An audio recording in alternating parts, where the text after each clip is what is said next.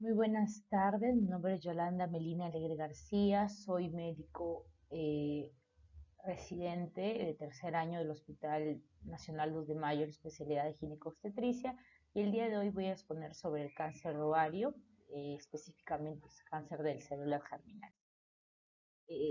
La finalidad de este tema es conocer sobre el cáncer de ovario, células germinales, conocer su clasificación, su diagnóstico, sobre todo el pronóstico que éste puede tener y el manejo que debería realizarse.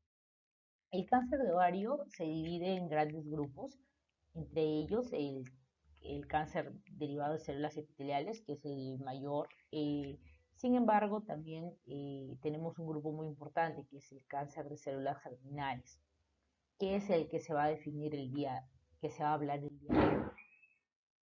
Eh, en cuanto a la clasificación del cáncer de células germinales, se divide en teratomas bifásicos, tumores de células germinales primitivas, teratoma monodermal y tumores tipo somáticos asociados a teratoma bifásico o trifásico y tumores de células germinales, cordones sexuales y estroma.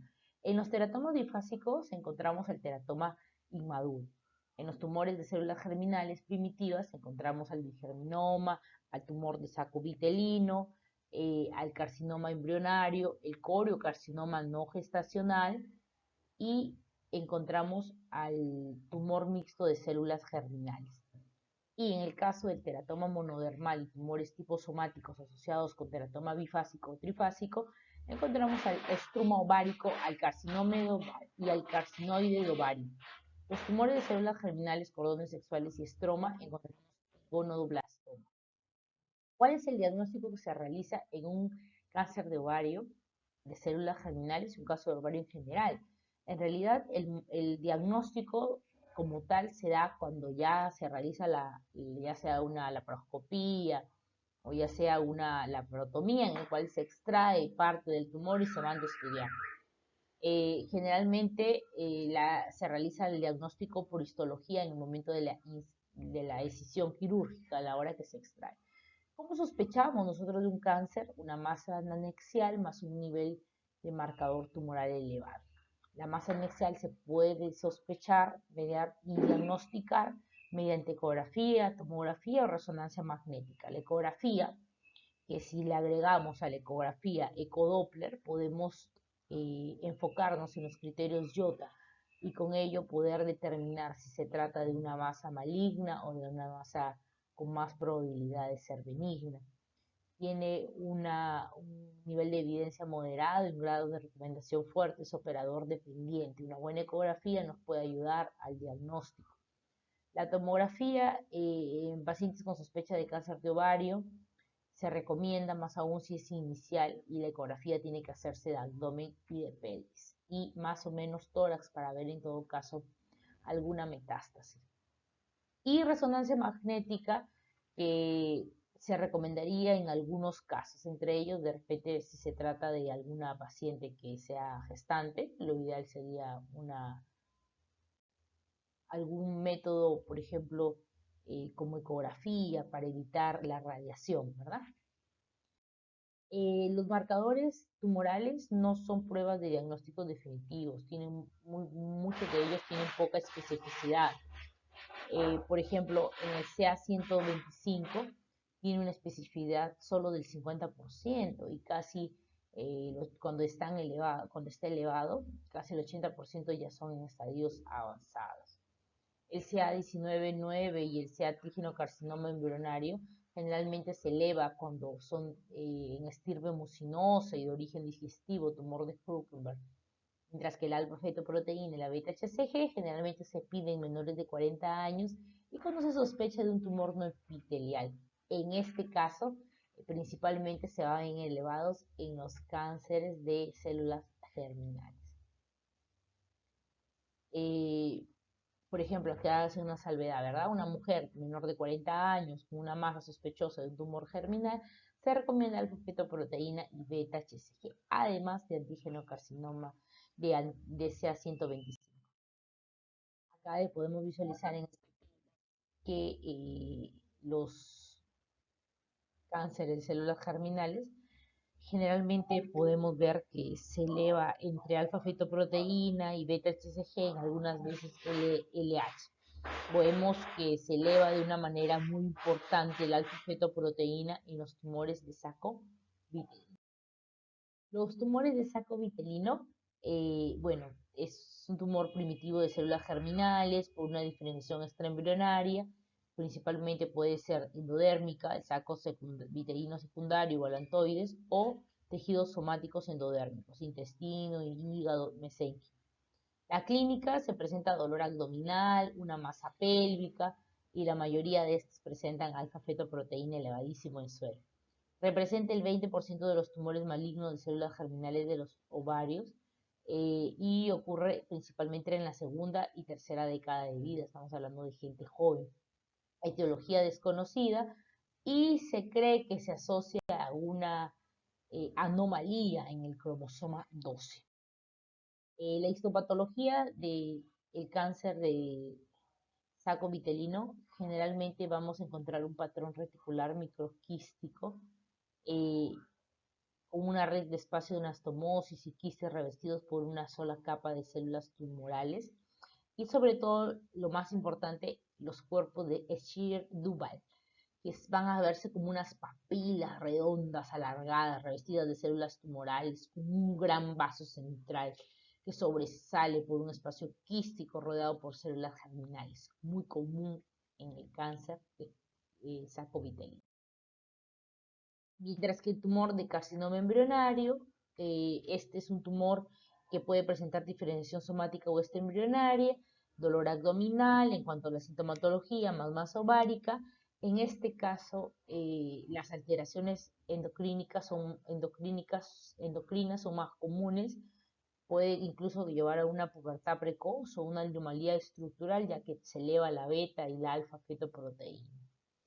La forma pura se presenta en niños y mujeres jóvenes con una edad promedio entre 12 y 15 años, y rara vez en adultos mayores. La etiología es desconocida, pero también se asocia a alguna anomalía en cromosoma 12.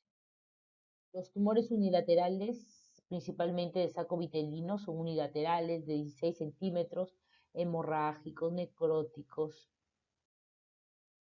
El pronóstico tanto del saco vitelino como del carcinoma, generalmente el pronóstico es favorable, ya que son muy buenos, son hormonosensibles y tienen muy buena respuesta a la quimioterapia. El uso de quimioterapia en combinación se realizó después de la cirugía inicial. Se ha podido comprobar que después de una cirugía inicial maneja el pronóstico para muchas mujeres, el uso de la quimioterapia.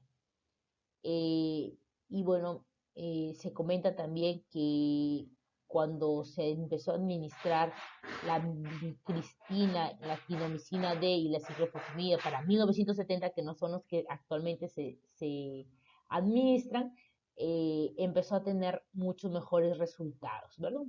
Un pronóstico mejor.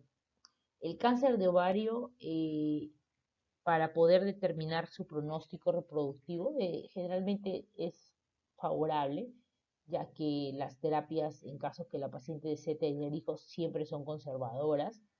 Y bueno, generalmente estas pacientes logran incluso embarazos a término sin ningún problema. Acá traje la tabla de estadiaje. Y bueno, ¿cuál es el manejo que debemos tomar para tratamiento de tumores de células germinales en estadio 3? En estadio 3, pues definitivamente ya es una histerectomía abdominal total, más una salpingo o ferectomía bilateral con quimioterapia adyuvante, con quimioterapia neoadyuvante o sin esta. Y la salpingoferectomía unilateral con quimioterapia adyuvante, con quimioterapia neoadyuvante o sin esta. Y la laparotomía de revisión. Ahora, después de realizar la histerectomía abdominal total o una salpingoferectomía bilateral o la cirugía, hay que ver, ¿desea o no desea preservar la fertilidad? Si desea la fertilidad, solamente se hará una salpingosplenectomía unilateral. Siempre después de una cirugía de una citorreducción máxima se indica administrar 3 o 4 ciclos de quimioterapia, siempre y cuando contenga cisplatino. Actualmente cisplatino y etopósido son la primera manera de tratar mediante quimioterapia. Y como segunda opción tenemos la vincristina, dactinomicina, ciclofosfamida o cisplatino, vinablastina e ifosfamida. Entonces, bueno, eh,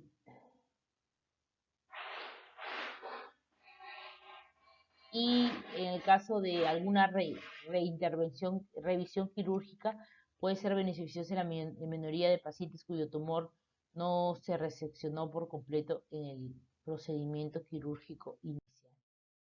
Bueno, eso es todo. Aquí dejo las referencias para que puedan aumentar los conocimientos. Para hacer hincapié, el cáncer de células germinales es un cáncer poco común, donde la mayoría puede ser de saco vitelino. Generalmente los síntomas son masas, mucha citis y en personas jóvenes, ¿verdad? 20 a 30 años. El tema en cuanto a 20 a 30 años, que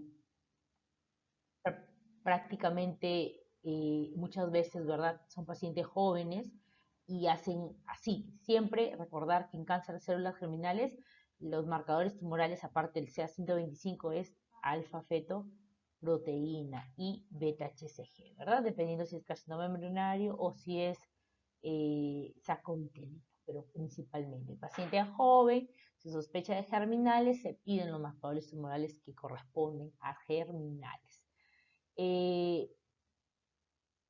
Bueno, eh, eso es todo lo que tengo que hablar el día de hoy. Espero que mi charla les haya refrescado los conocimientos sobre el cáncer de células germinales. Y bueno, muchísimas gracias. Hasta una próxima oportunidad.